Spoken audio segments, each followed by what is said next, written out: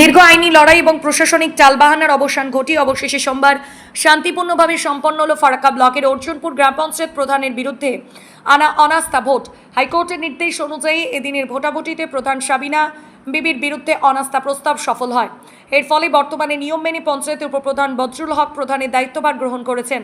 গত 22 জুন অর্জুনপুর পঞ্চায়েতের 18 জন সদস্য প্রধানের বিরুদ্ধে অনাস্থা আনেন। পূর্ব নির্ধারিত সূচি অনুযায়ী গত 7 জুলাই অনাস্থা ভোট হওয়ার কথা থাকলেও ঠিক আগের দিন পর্যাপ্ত পুলিশ প্রশাসনের অভাবের কারণ দেখিয়ে প্রশাসনের পক্ষ থেকে তা স্থগিত করা হয়। প্রশাসনের এই সিদ্ধান্তের বিরুদ্ধে 18 জন সদস্য কলকাতা হাইকোর্টে দ্বারস্থ হন। গত 14 জুলাই মহামান্য হাইকোর্ট অনাস্থা ভোট দ্রুত সম্পন্ন করার নির্দেশ দেন। এই পঞ্চায়েতের মোট সদস্য সংখ্যা 25 জন। আজকের এই নির্বাচনে উপস্থিত সদস্য ছিল 21 জন, অনুপস্থিত সদস্য 3 জন, মৃত সদস্য 1 জন। অনাস্থার পক্ষে 18টি ভোট এবং অনাস্থার বিপক্ষে 3টি ভোট পড়ে। সংখ্যাগরিষ্ঠতার ভিত্তিতে প্রধান সাবিনা বিবির বিরুদ্ধে অনাস্থা প্রস্তাব পাশ হওয়ার পর প্রশাসনিক নিয়ম এবং নির্দেশিকা মেনে উপপ্রধান বজরুল হক আপাতত প্রধান গঠন না হওয়া পর্যন্ত পঞ্চায়েতের প্রধানের দায়িত্বভার নিজের হাতে তুলে নেন। আজকে অনাস্থা প্রস্তাবের পর অন্তর্বর্তী সময়ের জন্য আপনি দায়িত্বভার গ্রহণ করেছেন অর্জুনপুর গ্রাম পঞ্চায়েতে, কি বলবেন? বলবো সাধারণ মানুষের জন্য মানে আমাকে যে কয়দিন দায়িত্ব দিয়েছে তাতে সাধারণ মানুষের পরিষেবাটা দেব ঠিকঠাক, যেন কোনো মানুষের অসুবিধা হয়নি, যেন না হয়। আর যেগুলো উন্নয়নমূলক কাজ যেটা করার সেটা করব। আপনাদের এই অর্জুনপুর গ্রাম পঞ্চায়েত দীর্ঘ 3 বছর যাবৎ সাবিনা বিবির মাধ্যমেই চলল। হঠাৎ করে তার বিরুদ্ধে আপনারা অনাস্থা কেন ডাকলেন, কি কারণ?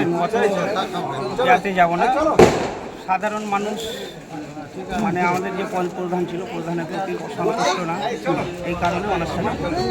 মানে সাধারণ জনগণের কথা মাথায় রেখে। আপনার নাম এবং পরিচয়? বজরুল হক। আচ্ছা, আপনি প্রধান ছিলাম। হ্যাঁ, এখন আমাকে 4 দিন মানে অন্তর্বর্তী সময়ের জন্য। সময় ধন্যবাদ। আজকে অর্জুনপুর গ্রাম পঞ্চায়েতে যে অনাস্থা সভা ডাকা হয়েছিল তার ফলাফল কি হয়েছে আপনাদের? 18 দিন অর্জুনপুর অঞ্চলের যে অপসারণ ডেট ছিল আজকে, সেই অপসারণে আমাদের 21 জন সদস্য উপস্থিত ছিলেন। সেখানে অনাস্থার পক্ষে ভোট পড়েছে 18 জন, অনাস্থার বিপক্ষে ভোট পড়েছে 3 জন।